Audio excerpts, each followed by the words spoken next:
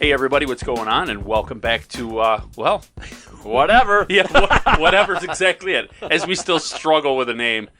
That's the funny thing. We actually said that show. That show. We said on the last podcast we were going to come up with a real snazzy name, and we did a very lousy job of coming up with one. So, still struggling. And you know how many responses we got last time for Zero. Dave Kelly, where are you? I was waiting for something big from him and got nothing.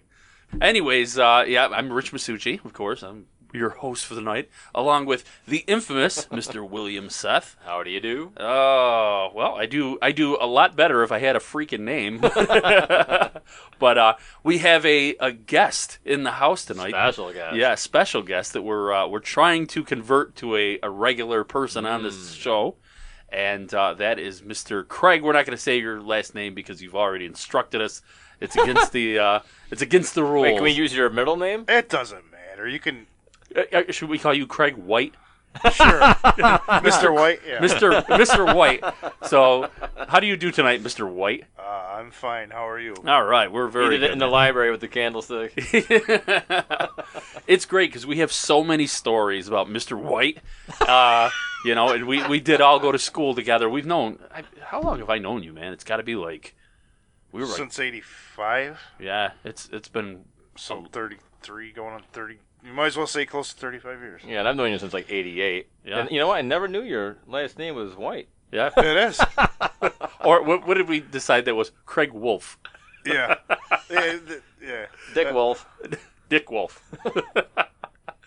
Oh, we got a bunch of stuff to talk about tonight. Obviously, there's a whole bunch of things going on, and I think one of the first things we wanted to address was The Walking Dead. I know. Have you even watched this show so far this season, or are you? I watched the first 2 episodes when they gave them on AMC for free. Yeah, that was it. That's about it. Huh? I basically, when the episode ends, I just go on the internet and look at the spoilers, so I don't have to bother watching 48 minutes of doldrum. Right. Like, what happened? Oh, okay, I don't have to watch this. You don't watch it, do you? Nope. No. No, I don't like zombies, unfortunately, even though I have one tattooed on my body. They scare them. Are they nice zombies? I did start watching that, not to get off track right away, but I did start watching that Fear of the Walking Dead that you said that most people didn't like. I actually kind of enjoyed that show. Like it better than The Walking Dead? More so than, because I like how it kind of starts out in like the beginning of the outbreak and watching basically how the government fucks everybody over. I like that aspect. I mean, I haven't really watched too much of it. I got like halfway through season 1, but it's not bad. It's weird because I think originally I watched a few episodes of that first season too, of Fear the Walking Dead, and then you start realizing that they're not the characters that you know, and you've kind of you know and love and whatever. They don't really have. I love you, Daryl. They don't have the quite the backstory that you've already gotten from the Walking Dead guys, and so I didn't really watch too much of that. I jumped back in a little bit, like into season 2, and then same thing. I just was like, it's not really going anywhere. They ended up in, I think, like Mexico for a little bit, and you're like, okay, well, I'm not sure what's going on. But, so yeah, I've been concentrating on just The Walking Dead, but that's taken such a weird turn, and I guess anybody who reads the comic book, there's already a bunch of things that are not quite as they are in the comic book. No, they can't match that up at this point. Yeah, what is it? Daryl doesn't even exist. No, in he's never existed in the comic. And a lot of the characters that are still on there are long since dead in the actual. Right. Once Rick didn't lose his hand, a couple seasons ago, I was like, okay, they're not really following this, and obviously, Carl gets written off the show. You're like, okay, that's different for all the wrong reasons. Yeah. And I don't know. I don't know if you're going to divulge what happened in this latest episode. All I know is when I read some of the spoilers after you kind of told me what happened, I saw so many comments. People still watching the show? Or people like, that's it, not watching this. Or when they saw the preview with like with Carol with long hair. And other people like, you jumped the shark. People were like, I am not watching this anymore. I think when they brought in Negan, that was really supposed to bring this show, back. They were going to really, really up the stakes, and it was going to be, wow, this was what Walking Dead was always meant to be. And then all of a sudden, Glenn died on there. People are like, fuck that. Yeah, people checked out I did that. record numbers. The minute I went to my grandparents to watch that episode, tuned in, couldn't wait to watch it because I heard they're like, oh, we're not going to follow the comic. It's not going to be just like the comic. I was like, good, because Glenn's the only one that has like any humanity left, and he's my favorite character. I was like, they'll kill Abraham or whatever. So when they wiped him out, I was like, okay, that sucks because I liked Abraham, but I kind of expected it.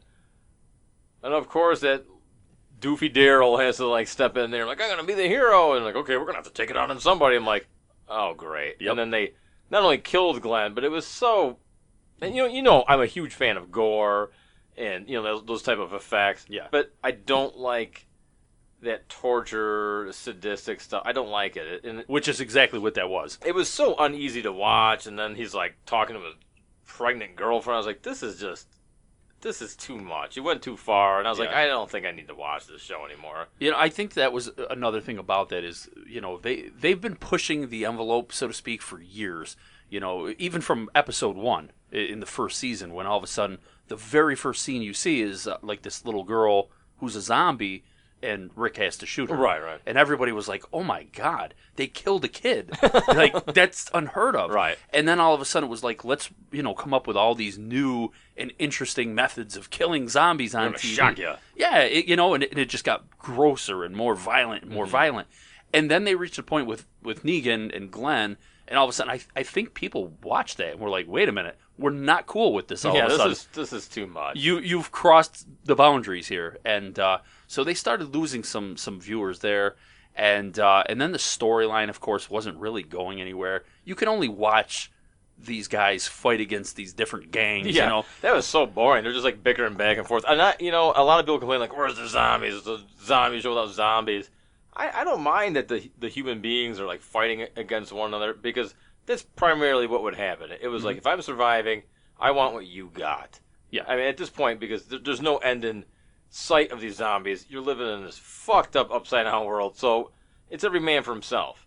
But when it's like Rick and Negan, it's the same back and forth stuff, and it's just like, holy hell! Either you guys get in a room and make out or kill each other. Make love or kill each other. Because I'm sick of watching this. The only one I liked was Dwight. Dwight had the only like story arc that was like kind of changing. Throughout that last season. But I mean, they did that with the governor, and then they did it with the cannibals of Terminus. Hang on. I gotta wake Craig up. They did that with the cannibals of Terminus, and then the wolves, and now they did it with with Negan and his crew. And in a weird way, now all of a sudden they're on the Whisperers. Yeah. So those kind of arcs, sooner or later you figure they have to get somewhere with these zombies. And in their 10th season or 9th season, whatever the hell they're in now, like, you guys haven't even started addressing where this is all going. Right. And with the ratings tanking, where are you going with it? What was that? God, was that season 3 when they went into that? What was it, like some building that was like a lab and there was some answers in there? That's when they found out they were carrying the virus. That was season 1. Was it? Yeah, the very last. No way. Yes, it was. It was the last. They went to the CDC. Yeah, the CDC. Yeah. That's when I was like, oh, we're gonna get some answers. And they're like, 9 years later, still waiting. Yeah, still waiting. Oh, good grief. But so, anyways, the big thing was like Rick is going to be leaving the show. Mm-hmm. That's what this was all about. Rick is leaving the show. Even I know that. Yeah, and they were going to. You have to assume that they're going to kill off his character. Right. And the big thing everybody was wondering was like, wow, you're killing off your main character. You've already killed anybody who would be able to carry this show along, which would maybe be Glenn or even Rick's kid, Carl. That's what would have been the natural step. Another Skywalker.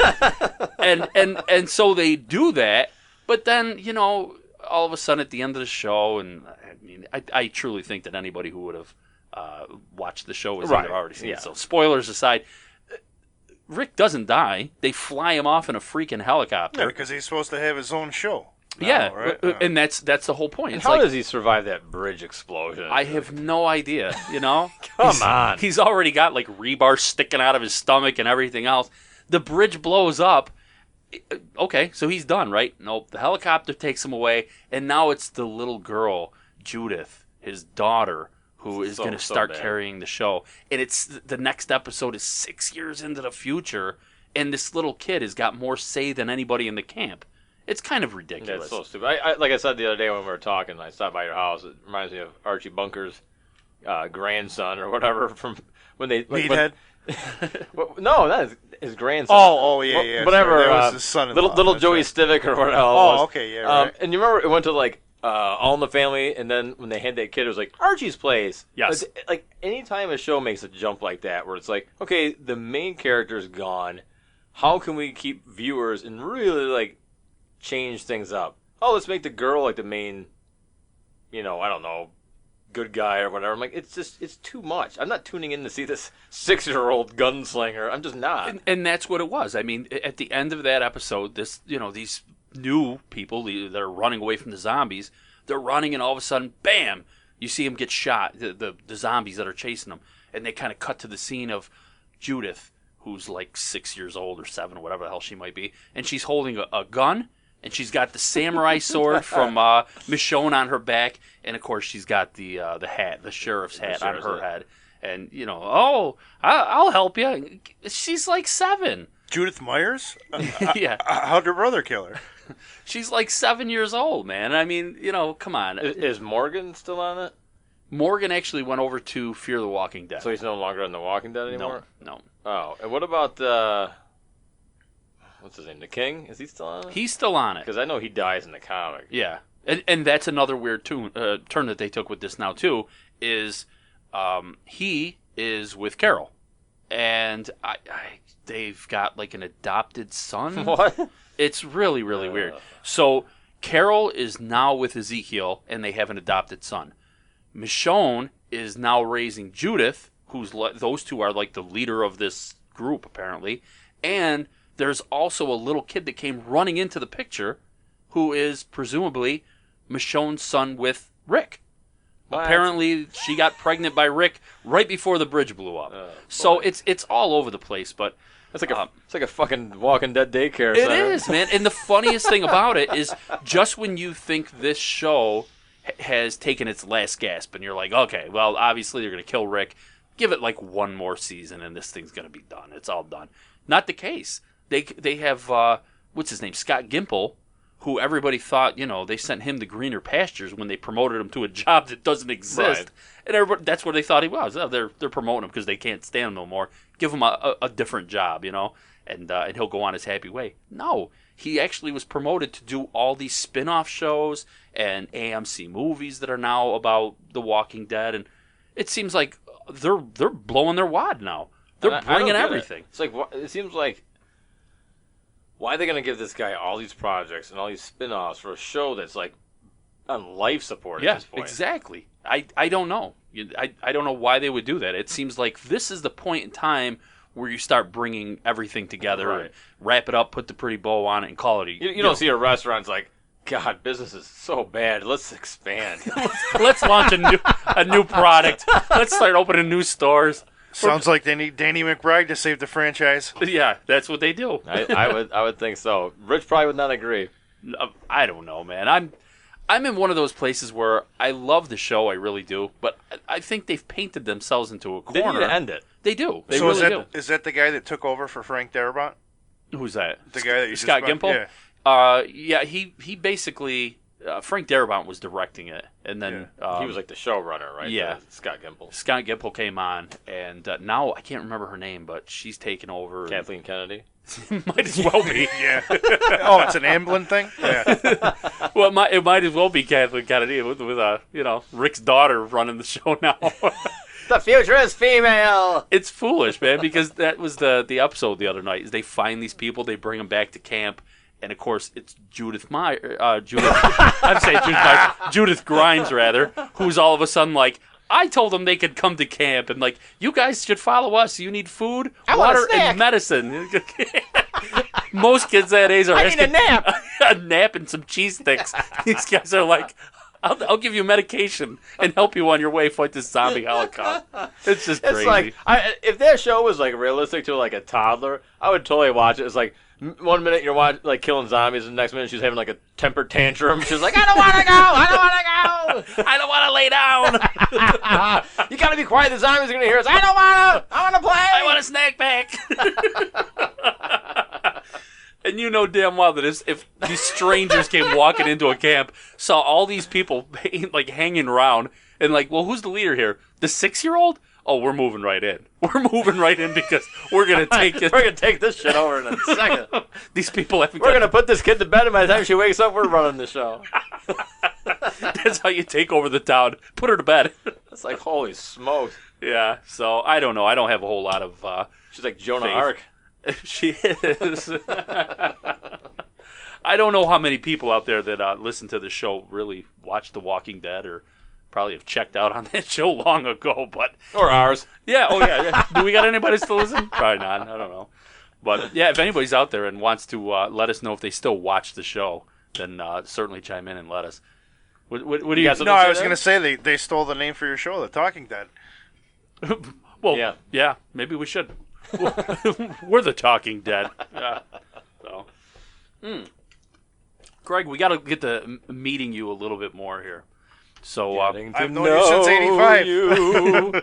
What do you don't really do much of anything, do you? You just exist. Yeah, I've cut down to killing young girls on weekends. But that's the greatest thing that we want viewers, whatever, to our listeners rather, to understand. Like, as we've had all these different collections and things that you kind of jump around a whole lot. You've had a bunch of collections, and you have this minimalist This thing isn't going the on. delicious dish?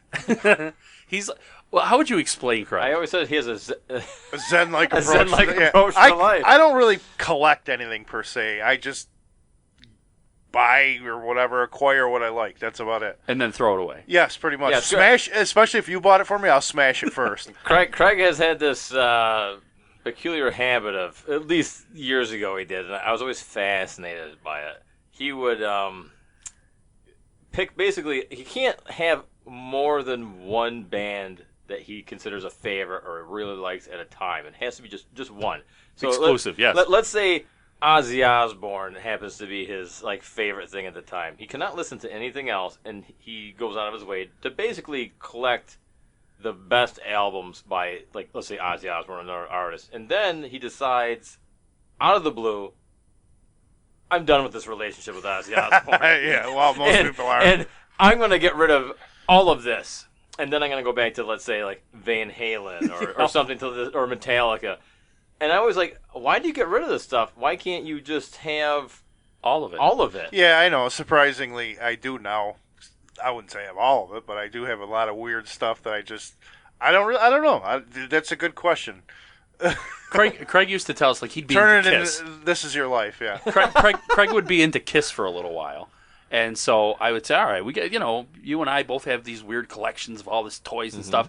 And I'd say he'd go to Toys R Us with me, and he'd look at the McFarlane. Oh, Kiss, right. He'd go, those are really cool. I'd say, I'm going to surprise him with one for his birthday.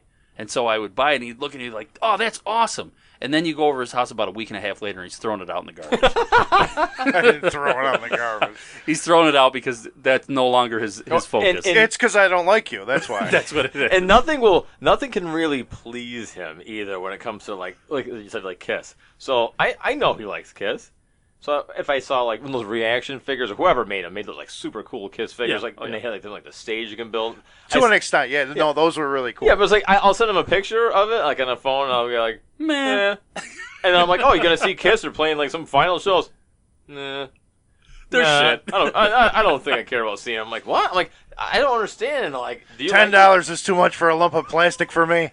But it constantly Actually, rotates. those Kiss were 20, but anyways. It goes in the same things. It'll be Van Halen, then to Kiss, and then to Guns N' Roses, and there's 7 or 8 bands that it just keeps revolving. And a vicious cycle. I'm not fucking with you because I'm a hoarder, and I have way too much stuff. I can't stop getting stuff. Let's put it this way: I was in my storage unit pulling out the Christmas decorations this morning, and there's boxes and boxes and boxes of stuff. And I started looking like, what is this? What's in here? I'm like, I don't remember buying this. I don't remember owning this. And I look at I saw tons and tons of CDs. I must have thousands of CDs. I'm like, I should just drive these down the street and toss them into the unit's dumpster. But I can't. What they're worth it, yeah. But I can't do it because I'll never listen to this stuff ever again. I don't have the time. I don't really even care. I don't even know what's in this box. But yet, if I pick up that box and I go to move it and think I'm gonna throw it away, I'm like, something inside me is like, no, don't do it. Save it. There might be that day. Hoarder. I'm like, yeah. Either that or you'll be disturbing a family of mice that have taken up residence in that box. You're ruining our home. Where are you going with my house? I'm like, God, this is eventually going to be someone's problem when I pass away. But enjoy. This is another thing about Craig. Craig has actually been my roommate on occasion, probably about 30 times. He's moved in and out of my house about 30 times. Well, he also turned your house into a sex bunker. A den of iniquity? A den of iniquity, yeah. Definitely a sex bunker, man. There was naked girls. With help from a few people. It was crazy, yeah. But I remember you actually asked me if I could help you move. And I thought we were going to be bringing all kinds of stuff. And I went over to his house, parents' house when he was there, and he had a plastic bag. It was John Rambo style. Put it all in a gunny sack and head off down the road. Was this in New Hartford? Or? Yeah. Okay. It was literally, he had a boom box, a basketball, about 5 shirts. That smashed up figure you bought me before I threw it in the garbage. The smashed up figure. about 3 CDs, and that was pretty much it. He was able to move in one trip without even filling the back seat. In that description, that's the type of people that the FBI flags. Every day. Sketchy character. Keep an eye on this guy. He's a loner. He just keeps to himself. No paper or digital trail anywhere. No. Off the grid. What do you have these days for if you disappeared? How could we find you? Do you have any? I know you have a driver's license now, so that's there. But how could you find me? Probably from a smoke trail. I don't know. You lived off the grid for years. It was the funniest thing. No cell phone, no way to contact him. He would just disappear at times. We should have had Craig. We should have had you on the Halloween episode because one of my favorite things about you, and I'll never, ever, ever, ever forget it, is your obsession turning into a werewolf. And when we were in high school, you were so dead set against literally turning into a werewolf, and you showed me this book and these incantations you had to perform. And if I'm not mistaken, you had to perform these in the woods, buck naked. Did you go in the woods? Did you get naked in the woods? Only to drink from a wolf's paw print water. Yeah. And I remember specifically saying verbatim to Craig, if you do this, I'm going to file and take pictures of that shit, right? And he goes, oh, fuck you. Jesus Christ. Oh, my God. You can hit me with any other... You know plenty of embarrassing shit about me. So. I mean, obviously you guys are drudging up shit, but I actually kind of wish I was there for the Halloween show. But yeah, that was a good episode. Well, we'll be talking more, obviously, with Craig in future episodes. And we're going to make a regular out of it. So you're cutting me off? No. But I'm saying there's going to be more stories coming out as we go along here. We got stories. Yeah, for days. This is introduction to podcasting 101 for you. So that's pretty good. What else were we going to talk about today? Big news. Stan Lee. Passed away. I saw it all over the internet, and I know you wanted to talk about this. And this is one of those times where we're not going to agree. Wait, what? He's not dead? No, not that he's not dead, but I don't give a shit. Oh, okay. I hate Stan Lee. Really? I have been waiting for this man to die for decades. Wow. I cannot stand this guy. And when I saw everyone like, oh, thank you for all you've given us, and People make my mark, Excelsior. Yeah. This guy is the biggest sham. Was that Joey that you're talking about? He's such a scumbag that's basically stolen so many other writers and artists' ideas and taken credit for them.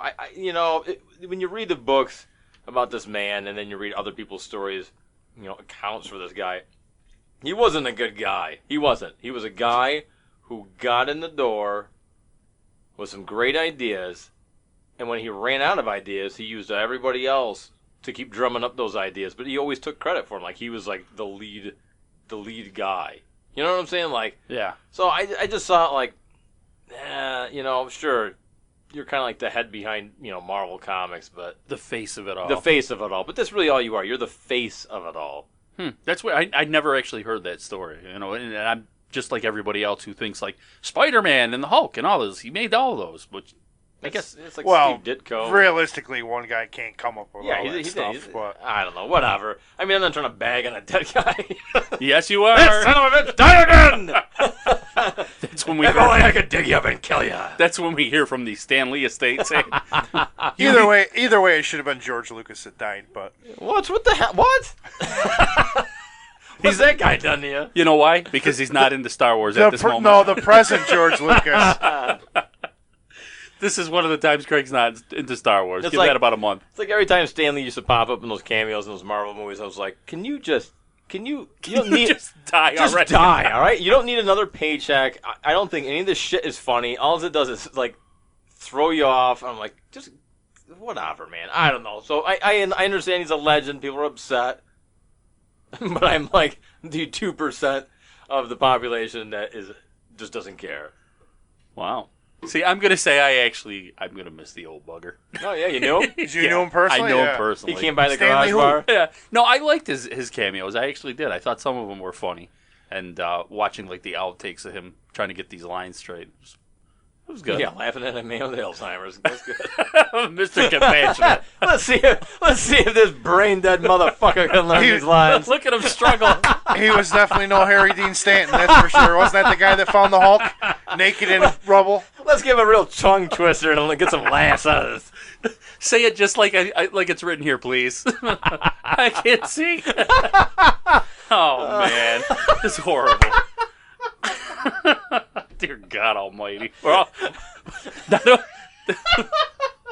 The show went to hell, and we went too. Rich is like looking at the computer right now. I gotta do some heavy editing.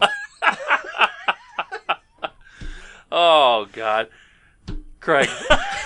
Let's go back on Craig for a while. Well, what do you think about Stan Lee? What do you think about that guy? I mean, obviously it's too bad when anybody dies, but Yeah. I mean, as far as like the legend of Stan Lee, that died long ago pretty much, because I mean, whatever he did contribute, I mean, Disney's been popping that out for so long now that it's like, just he was a figurehead. I mean, and not to say that he wasn't, like it wasn't cool that he came up with all that stuff, but I mean, obviously, like he hasn't really had any active participation I guess in that that's what stuff. I'm saying. I'm sure in years, but I mean, whatever. I mean, what are you gonna do? People die, unfortunately, but You might know this. Does Stanley own the rights to a lot of like the Marvel stuff that isn't signed, or is it? well, he doesn't own anything right now except the plot. But Zing! Craig with a zinger right out. that was Bill talking through me. But anyways, No, I mean like some of those characters, some of those lesser known characters. Is it Stan Lee that owns the rights to some of those, or is it Marvel? like Moon Knight. No, that's Marvel. Okay. I mean, Marvel's the type of company that when you come up with a character, they basically They take it. they basically take the character or they give you like co-ownership. They basically muscle you into like, hey, you want to continue working for Marvel? Yeah. You got to sign us so we can do whatever the hell we want to do with this character once your run is done. Gotcha. Okay. Well, that makes sense. Enough on Stanley for tonight. We're probably gonna hear from the first time ever. We're gonna hear a moment people. of silence for Stan Lee. Yeah. Oh my God. Yeah, his wife's probably writing up an order against us right now. But anyways, One thing we do got to talk about too is Ed Schrader.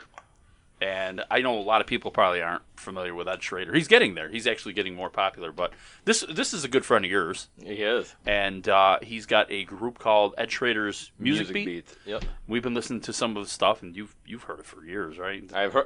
I've heard it before. It was Ed Schrader's Music Beat for years in the apartments we've shared together when it was very, very raw coming together. I've known Ed since he was, 14 years old. Yeah. To be honest with you, like maybe even younger.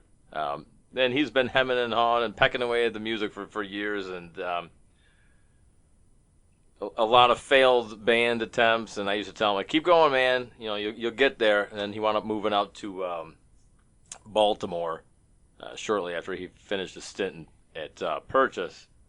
And I was in San Francisco at the time, and he was like sending me some stuff he was working on, and it was like getting closer and closer. I was like, oh, you know, this is starting to sound like something of your own. You know, when you start a band, it's hard to not sound like your influences. You know what I'm saying? Yeah. And he was getting away from that, and he was working with his friend Dan Deacon and some other people. And I moved back around this area, and he sent me his first like demo, like EP, and I immediately called him up. I was like, man, this is it. This is the sound. And at the time, it was just him, no one else in the band. And he's like, oh, really? You think so? I'm like, yeah, this is it. There's something still a little raw here, but the sound is there. And then he hooked up with Devlin Rice to play bass, and they kind of like fleshed out the band and changed it to Ed Schrader's music beat. And literally just been like forward momentum ever since. Like he released his first album, and he was like, hey, you're good at like arranging tracks, like you do mixtapes, arrange tracks. He's like, you want to help us arrange the songs? I was like, all right. So when they sent me all the tracks, I was like, holy shit, like, dude, this is good. Yeah. Like, this is good. Like, not like, you know, giving you any BS. Like, if I didn't know you, I would buy this type of thing. Like, and I would play this constantly. It's like, really? I'm like, yeah. So I actually wound up doing the arrangement on the Jazz Mind, and then I did the arrangement on Party Jail as well, which is another one of their records, the second record. So the album right now is Riddles. Riddles is the new album, and it's a pretty big departure from the first two records. There's a lot more like pop nuances. Dan Deacon helped write some stuff on there as well with them.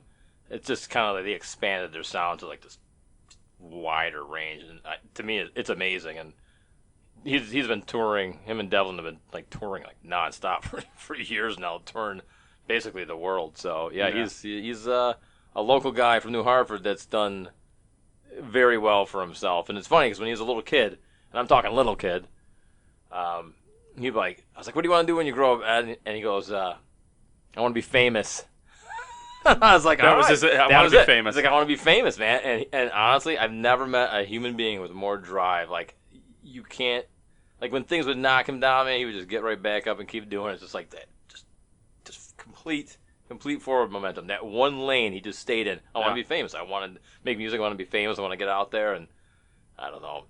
It's crazy because he was a really quiet kid, like you said, in high school. Yeah. You know, and now all of a sudden I'm looking on the internet here, and I'm looking at some of the videos, like live from Seattle, live from here. I mean, he's all over the place. He's all over the place. His live shows are great, man. They're hilarious. He's a good talking head on the stage too. Like he's always like cracking jokes and like making people laugh. And I think that's like one of the things that really resonates with the audience. You're doing like shows all the time. You're putting on shows. You've seen bands. I've seen thousands and thousands of bands in my lifetime. And you know how it is when you walk into a show, there's probably some band you came to see and then 3 you didn't. And a lot of times they're like, if you don't know the music, you're like, like this sounds good, but I'm not familiar with it. So I'm not really getting that into it as maybe I would if I had known them. When people go see Ed and maybe they went and saw, they're there to see Future Islands, maybe he's opening for, or some other band, and they don't know Ed's band. Ed will get on that stage, man, and he just owns the show. He'll crack a few jokes.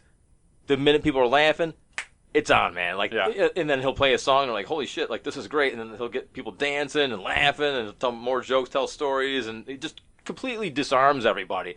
And by the end of the show, people are like, dude, your band was amazing. It's like, I want to buy your record. Like, he basically steals every show that he plays. It's crazy. Well, that's the funny thing, because a lot of people, as I was looking through his studio cuts that are available on the internet, everybody says, like, this is really, really cool, but you got to go to a live show right, to appreciate this for what it is.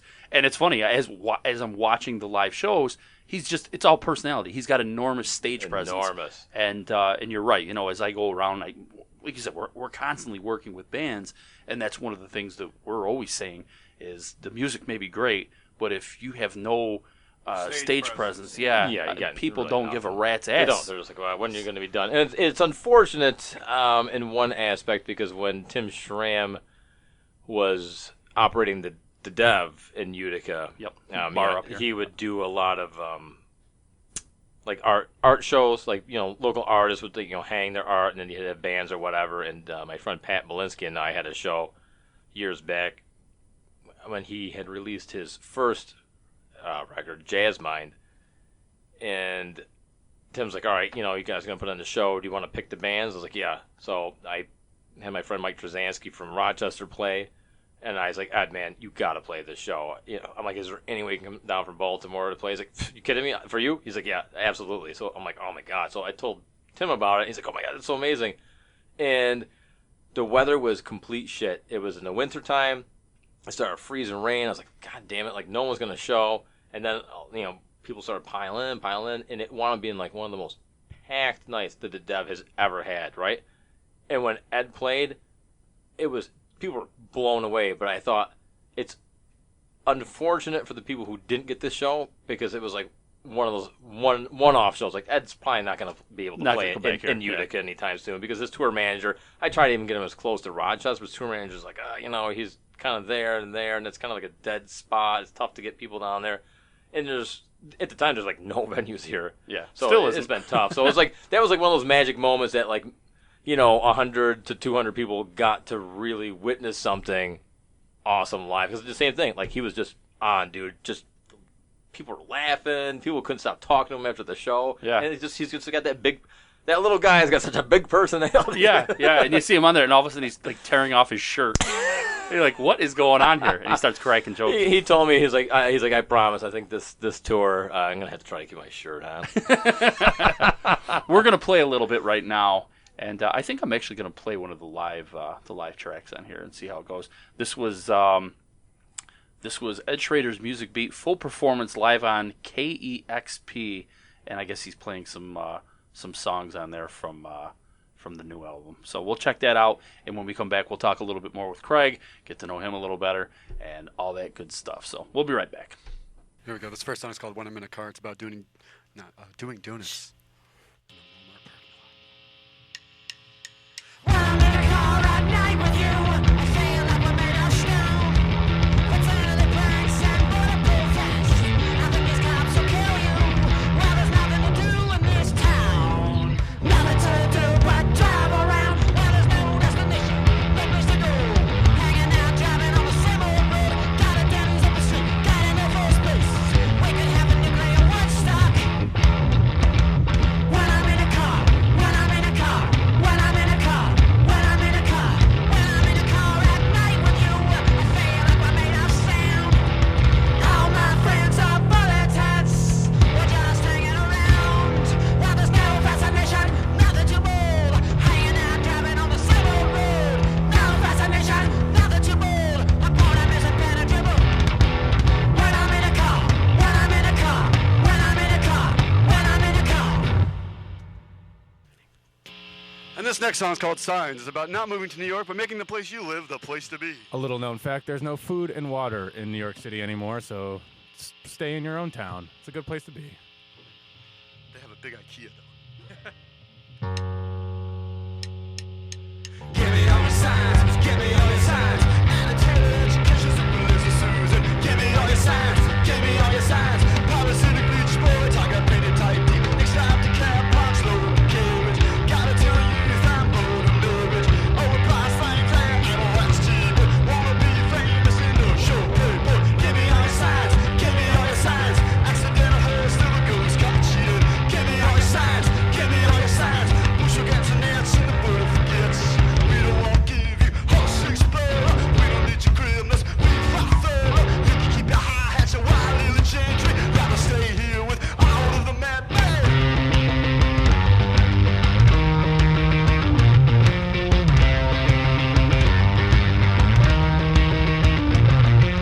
Next time to cab, park, slow carriage. Gotta tell the youth I'm bold and marriage. Overpriced Santa and West cheap. Wanna be famous in the show, baby. Give me all your signs, give me all your signs. Attitude, education, supervision, Susan. Give me all your signs, give me all your signs. Parasitic beach boy, tiger painted tight deep. Oh na na na na na, oh na na na na, oh na na na na na, oh na na na na, oh na na na na na, oh na na na na, oh na na na na, no no no no. And we're back. We're just talking over here about how I found one of my apparently I found my profile on online. I looked it up. I On just Tinder? Yeah, it's on Tinder. That's on, He's plenty of fish. It's on Grindr. No, I did a name search on myself, and something came up, and it said it's like the right birthday, all the right information, like where I was born, where I worked, everything. But it says If you see this man talking to small children, please contact the authorities. it says I'm worth like $11 million. I don't know where the hell that came from, and it has the wrong picture. You're like, Eric, I'm leaving you. I don't need you. I got my own money. See you later. I got silly money now. There's just a lock on the garage. Car's gone. Yeah. Out. I wonder where the hell that kind of stuff comes from. Well, you can just up and leave because you got a lot of toys that have to drag along with you. They got to pack all these G.I. Joes individually. Oh, well, somebody said, because the first time I looked it up, it said I was worth $1.1 million. And then in the last, 4 days, it's gone up to $11 million. And somebody He edited it. He moved the decimal point. somebody said today it must have gone up because Stan Lee died and all my toy collection went up. There you go. So I just need more people to check out, and this will be...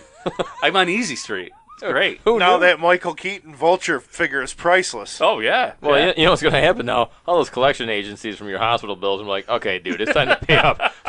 We saw what you're worth. You owed us $6,000 back in 1995 and you weren't able to pay it. Yeah. Columbia House Record Club is going to send you a bill for those cassettes. You haven't fulfilled your obligation. You didn't buy your 6 CDs in 3 We years. still have a Billy Joel 8-track that you need to Here's purchase. your Melissa Etheridge CD that you didn't want. Craig, wasn't it you that used to fill those out and send them to people? No? Oh, no. What, fill out the Columbia House things? Yeah. That would be, well, You did. We all did that, I think. I mean, I used to fill them out and send them to, myself. But, I mean, Bill and Jacob were the king of that. But, Oh, all right. Yeah, but... Jacob and I used to fill them out and send them to random apartment numbers at Hillside Garden Apartments where Jacob used to live with his parents, and we would just wait for them to drop them in the hall, and then we just snatch the box. That's how Bill has acquired a storage shed full of CDs. What sucks is all those ones that you get to select, there was one CD that you actually wanted. The rest were garbage. Do you remember you had to at one point attach a penny to the piece of paper? Yeah, I Jeez, forgot you're about going that. back, buddy. Yeah. They would say all this for a penny. You just have to take the penny and tape it to the piece of paper. Aren't you part of that Disney club? That's the same thing. That's a I cult, was. isn't it? No. Actually, I'm going to tell you what. They're actually a really good club. You buy the thing, but you get points. They give you crazy amounts of reward stuff, so not too bad being. But yes, I am in there. I'm in there, you son of a bitch. You're in the Mickey Mouse Club? Stop avoiding the question. I love Mickey.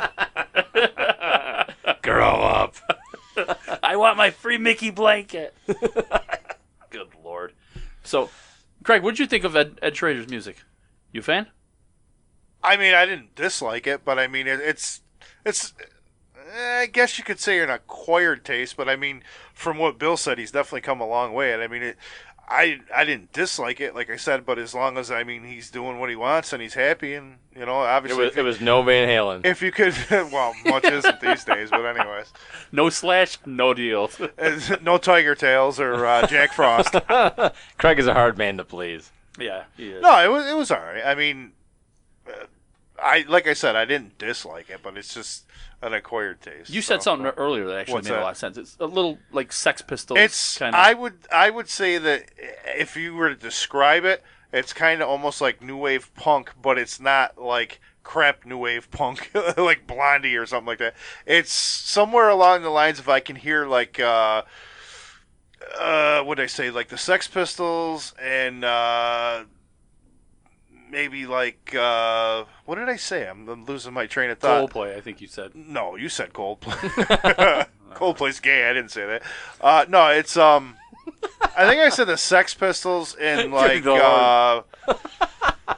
don't know, but I mean it's The Ramones. it's I don't know if I'd say Ramones, but I mean the songs are about as long as Ramones songs, but it's a little bit. I can hear a little bit of You should be a music critic. Yes.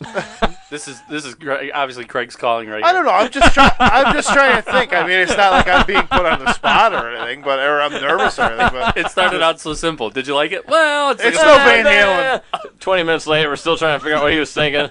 he's gone in so many circles. I've well, lost me along the way. let's just say that it's one of those things that if you check it out. You can't explain it. Not that that's a bad thing, but you'd have to. I can't even explain this conversation. Me neither. Moving on to how Rich is worth now $11 million. It went up in the last 5 minutes. I'm worth 12. Speaking of things that don't make much sense, so you tasked me with watching a movie the other day. Yeah, I sort of. I mean, okay, let's put it this way. When I get a message from my friend Dave Elephant and it says, "Mandy, did you see it?" I'm like, "No." He's like, "You need to."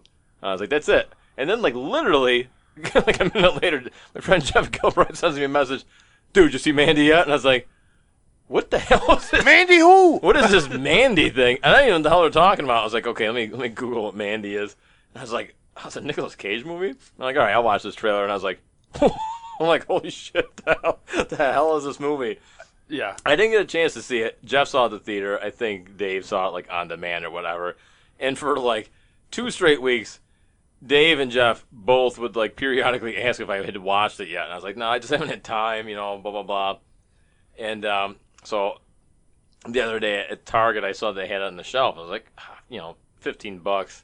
I don't have any right to waste $15 on a movie right So now. I work here. I'll steal it. But So I slipped it down my pants. so I bought it and I was like, okay, I'm gonna check this out.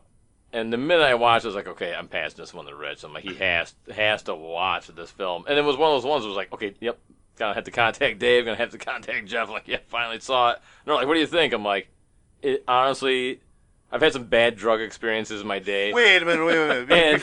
And honestly, when I watched it twice. The first time I watched it, it gave me major anxiety because all I could think of was like, wow, there was like a really bad time. I was on some bad drugs, and I was like, man, I don't think I'm ever coming out of this right. And I was like super paranoid. There's like a whole thing where my mom had to pick me up. And it was like a disaster, right? And when I was watching, I was like, this is just like that bad drug experience. So I half-heartedly watched it, and I was like, okay, I gotta get like the balls to watch this thing, kind of like having like a panic attack. So I watched it a second time. I was like, okay, this movie's like clearly awesome, but it's nothing like I've ever seen. Yeah. And I will say, when you first kind of, gave me this movie and said, you got to watch this, I looked and I went, Nicolas Cage.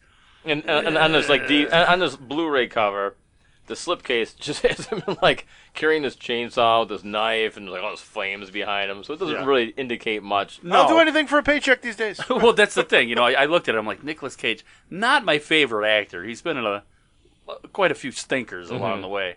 Like The Rock and the Ghost Riders are dreadful. This was tailored to Nicolas Cage. Because, I mean, a lot of people like make fun of this dude. I think he's a good actor when he plays when he plays Nicolas Cage. He's awesome. And he's playing? He's playing whacked out Nicolas Cage. Yeah. Like he's got like I think a total of 6 lines in this movie. Maybe like 16 cries and about 100 screams.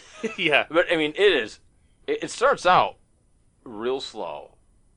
And you don't really know where it's going. They set you up where you actually kind of like care about like their little home life or whatever, him and his wife. And then you see there's some sort of like maybe a cult thing going on that doesn't make a whole lot of sense. It didn't fit in at all. It didn't fit in. And then you realize like, okay, she's reading all these like horror novels or like cult type novels. And once they get kidnapped by whatever that biker gang Jesus freak cult is, it's like totally turns. Yeah, 100%. And it's like full throttle, like psychedelic, bad drug experience. I mean, just the way it's filmed and the overdubs and the voices. And then the third act of the movie is just a revenge tale like I have never seen. It's like there's so much blood and gore and violence and just pure hate. Like you can feel the hate coming out of this movie. Absolutely can. It reminds me a little bit of like a David Lynch movie meets like the craziness of Texas Chainsaw Massacre or something. And then you're right, throw in some revenge movie like wasn't like John Wick or whatever the hell. Oh yeah, totally, yeah. And you kind of like stir it into a big pot and throw in some LSD, and you got that movie, man. But like that one line when he's fighting that one like demonic biker guy, and he's like, "You ripped my favorite shirt!" Yeah, and it's just like, what where the hell did that line come from? Now I'm like, am I supposed to be laughing? Like, I don't know what's happening here. And, the chainsaw fight, he pulls out the chainsaw, and he starts walking towards him, and then the other guy pulls out an even bigger chainsaw. You're like, oh my God, he's got like a 4-foot chainsaw. What the hell is going on here? It really was. It was a whacked out movie. And there's definitely no holds barred. Like, when it comes time for, like, people to get wiped out in that movie, they get wiped out. Oh, yeah, yeah. I'm still trying to figure out exactly, like you said, there's a biker gang in there, but they're not like a biker gang. They look like soldiers of hell or something. I don't know if they're supposed to be like straight demons. Ghost Rider 3? I was like, because those Jesus freaks, I can't tell if they're just drug addicts or they believe in some like weird demons. These are demons. These are just drugged out biker gang. I can't make heads or tails of what any of that was. There's that one part in there where when they first kidnap her. Mm-hmm. And, they put that stuff in her eye, which I'm assuming is like the drug. Right. And then they take a bug that stings her in the side of the neck, and they never really say what the hell that was for. I mean, for fun. Yeah, just for the hell of it. Just for a goof, man. What the hell? We're just going to goof on. Here's this bug. Bite the neck. Apparently Bill likes this movie, and it does sound entertaining. Could this be what are your thoughts on this, Rich? Because could this possibly be the very first time, a milestone, that you and Bill might be in agreement on a movie? Now I feel like I should say I don't like it just to keep the streak going. No, it's not a bad movie. That's the kind of movie I really think I need to see it one more time to kind of digest a lot of what was going on. It's a lot to take in the first go around. Yeah, because it's almost so far out there that you don't really realize, is this serious? Is this a dream? Are they? I mean, is this? It's really weird. And then you've got songs by like King Crimson and some old metal bands. The music's awesome. Yeah, and it's just it's obviously it's a throwback to certain things. And then I looked at after the as you're watching the credits roll, you start seeing the names. That looks like it was filmed in Belgium, as best as I can understand. From what my friend Jeff says, he has the director, let's see what his name is, Panos Cosmatos. Yeah, that guy. He has a previous film that is just as like tripped out, so I have to go back and I have to search for that one and watch that for sure. I'll be following this guy's talent, absolutely. I thought it was pretty wild, him making that gigantic-ass axe to go and hunt these people down. I loved it when he goes into that one guy's trailer, and he's like, tells the guys he's going to go hunting, and the whole scene is just incredible. What about all the, what was it called? What was the mac and cheese that they keep showing? The Cheddar Goblin. Yeah, Cheddar Goblin. Cheddar Goblin's got more cheddar. Like what the hell am I? And after his girlfriend, this is like a really brutal scene in there. They take his girlfriend. I think they put her in it's like a sleeping bag or something. And they set her on fire. Yeah, they string her up. They douse her with gasoline and they burn her alive inside this freaking sleeping bag. Yeah, why they make Nicolas Cage watch the whole yeah, thing. And so then you think, well, he's next, but they just kind of leave him there. They just leave him alone. He eventually escapes, and the first thing he does, you think he's going to go call the cops. That's what everybody's going to do. They go call the cops. He doesn't. He goes in the bathroom. He starts drinking heavily. And crying and drinking. He's drinking like bottles of vodka or whatever the hell it is. And he's just sitting in the bathroom in his underwear screaming. You're like, what in the hell is going on in this movie? It's just way far out there. So it's kind of probably maybe like a cross, but not so much. But I guess if you could put two movies together, almost kind of like a Fear and Loathing in Las Vegas meets like Natural Born Killers or something like that. Natural Born Killers, the trippiest sequences of Natural Born Killers seem tame in comparison. Yeah, but less comedic, I'm sure, even though I haven't seen it. I definitely know where you're going with that, absolutely. It reminds me of like, what is it? Oh, baby, or Blue Velvet. Velvet. Blue Velvet, Oh, yeah. It definitely reminds me. Daddy wants to fuck. yeah. Just crazy movie. But I would say anybody who's out there, who listens to us and whatever, definitely give it a whirl. If you want a tripped out movie that'll keep you awake and tons of guts and gore, this is it. Definitely don't do acid before you watch this movie. No. Holy hell. No way. Because you don't need it. You're already going to be on a trip. Yeah, you'd have a horrible experience. So one of the final things I think we're going to talk about tonight, because as I'm looking, I can't believe it. We've already been going for almost an hour. That's crazy. See, we just could talk and we get Craig in the mix, and it's outrageous. one of the things we had to talk about, and this was like the most outlandish story of the week for us. We took a week off from podcasting, of course, and as I was kind of catching up with the people we work with and do these other podcasts, one of them happened to start telling me this story. Mm-hmm. She's a waitress, and she works up in Herkimer. Now, I'm not going to say her name. I'm not going to say her where she works because let's call her Flo. Flo. Okay, Flo works good. Flo happens to work in a restaurant out in Herkimer, which anybody who knows this area knows that Herkimer is kind of like a small, scuzzy, methed out, college town mostly, but burnt out shithole. It is. It really is. And there's not really anything to brag about going on in Herkimer. But then she started telling me how this place is actually like a swingers joint, and it's a very like well-known restaurant chain. Anybody who lives up here has already probably figured out what this restaurant chain is. There's only like 2 in the whole valley. Burger King? It's not Burger King. But the other one is kind of like a swingers joint up here. And I guess we can actually say the name. We just can't say the she word. AppleBees, right? Yeah, AppleBees. And they said it's like a swingers joint. And they have like a collection of swingers that are coming in there every... So, isn't their motto, what is it, feeling good in the neighborhood? Is Yeah, give a new meaning to that? Yeah, they are. And like people there, it's like a big hookup joint. Everybody's coming to AppleBees that lives in Herkimer to basically hook up. And they have like swingers cruises that they go on, and they're trying to like pay people to go on them with them. I don't know about cruise, but I am on vacation, so maybe I might be taking a road trip. Well, that's why I wanted to talk, because you fit the profile perfectly. Yes, absolutely. You are absolutely the guy I would expect to go up there and take a little. Would you do that for us?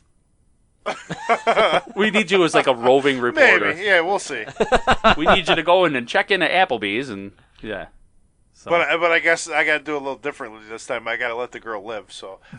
Jeez. Now, I've also heard that there's potentially people who might work there who are, how do we say this? They get paid for their services.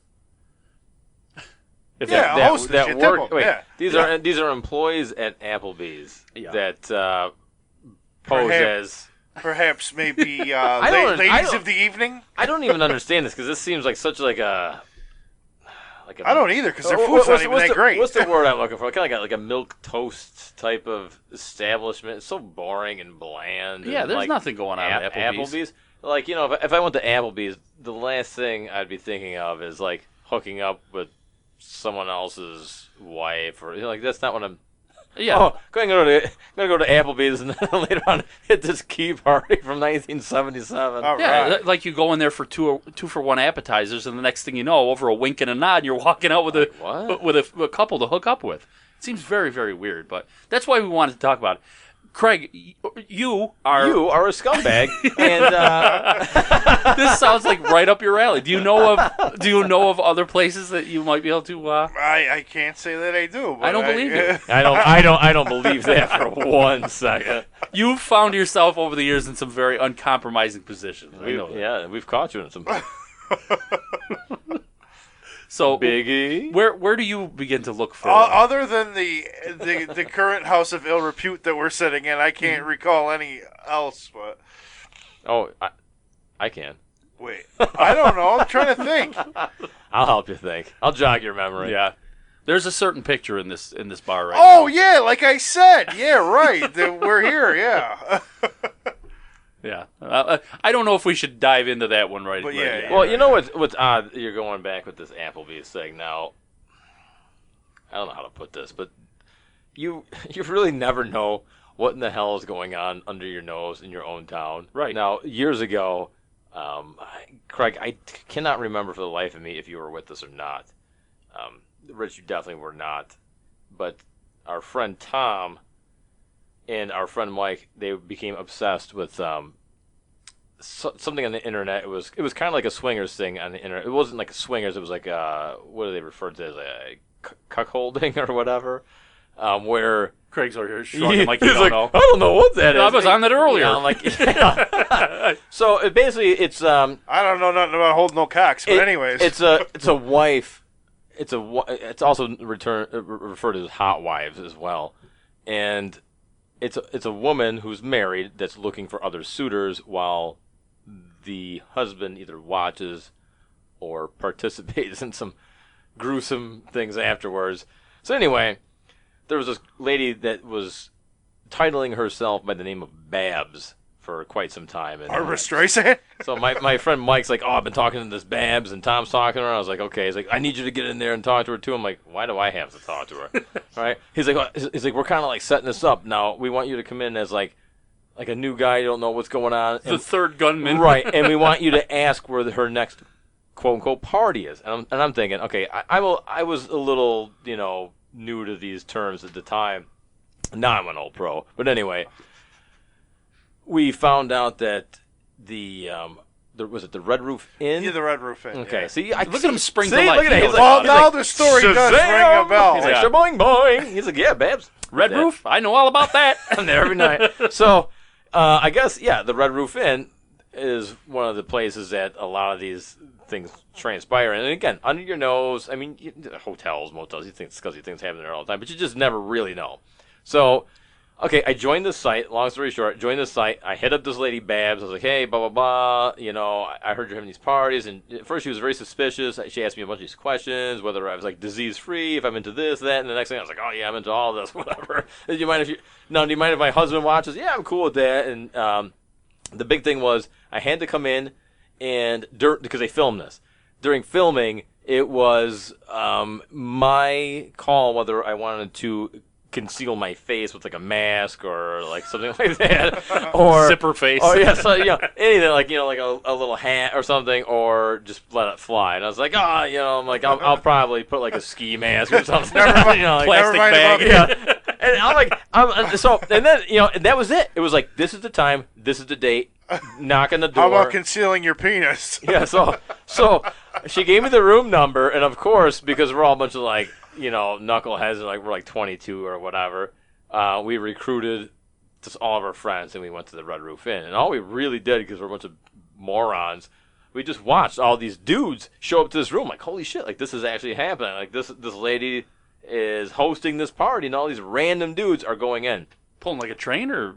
Oh yeah, it's just a big gangbang, Wow. whatever. So, basically, we kept kind of like Bruno. we kept walking by the window, but you couldn't see anything with like the curtains. And every once in a while, someone would dare to like enter. And Mike's like, "Dude, you're the one that like knows about this. You should go in, just check it out." I'm like, "I am not fucking going in there to check it out. Especially with other men, yeah. And I was Hook like, up with Babs. all I'm gonna see is like a dozen dicks and this lady.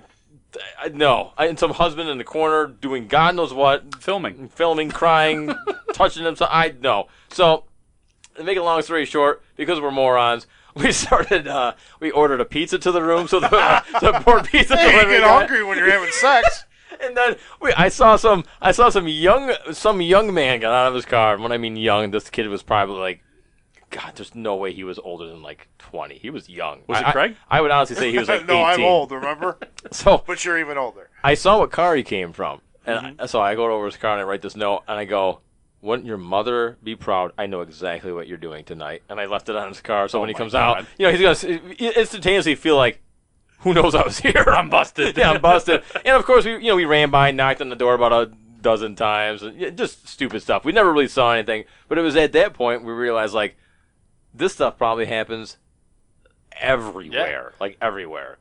On the regular. Now I know it's at AppleBees, so. Well, and that's eating good in the neighborhood. Yeah, I mean that's kind of what I was thinking when I heard about this. I'm thinking almost like Pulp Fiction. Remember that part in Pulp Fiction where they go in the what is it, the little swap shop there?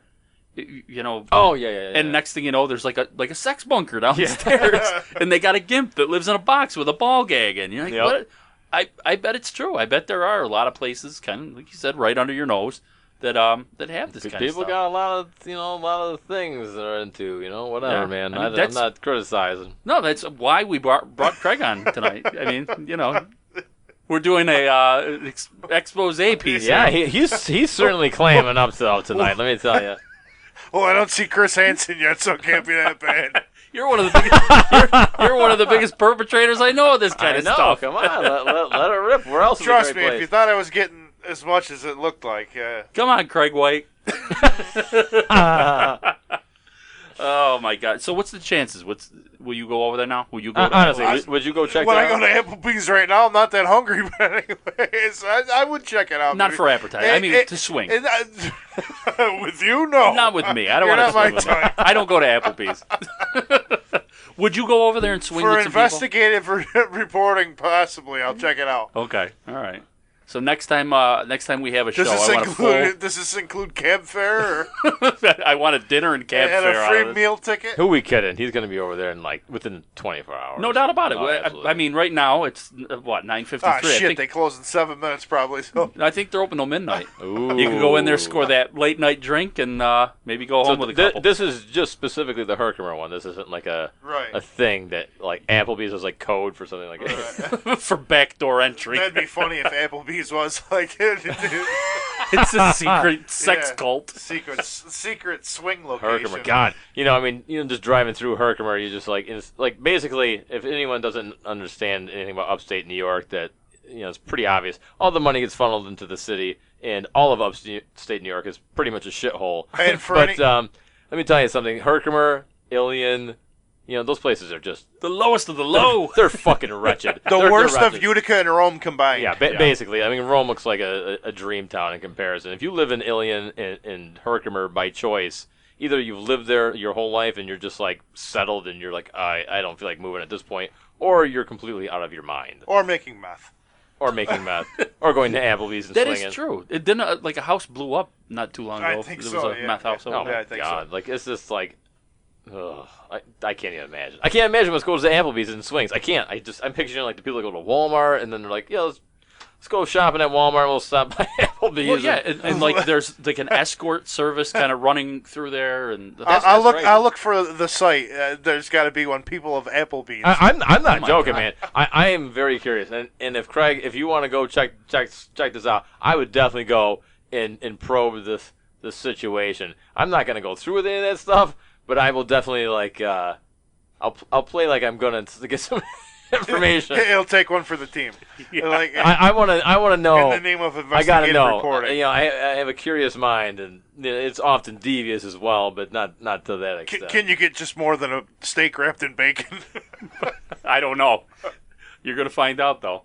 This should be quite the story. I mean, I'm gonna be. we're gonna have to hear follow about up on this. Yeah. So there you go.